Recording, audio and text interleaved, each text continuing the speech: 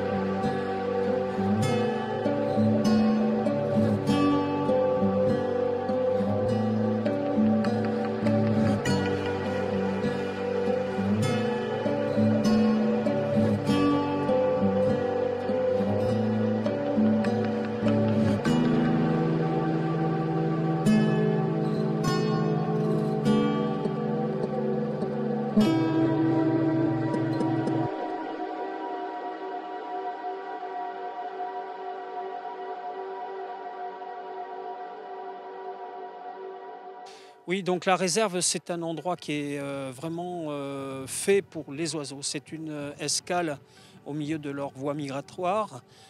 C'est une escale très très importante. Ils vont pouvoir s'y reposer, y continuer à s'y nourrir, pourquoi pas rencontrer un partenaire. Toiletter, dormir, voilà. C'est l'aire d'autoroute pendant toute la migration pour plein d'espèces d'oiseaux.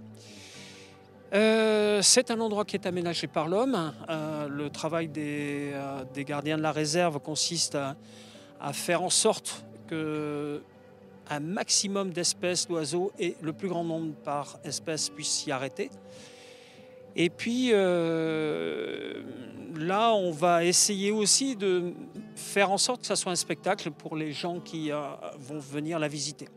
Donc on essayera de se balader tranquillement. On va sélectionner les endroits où on va passer pour aller à la recherche d'espèces un petit peu emblématiques, tant sur la période que sur le moment de la marée notamment.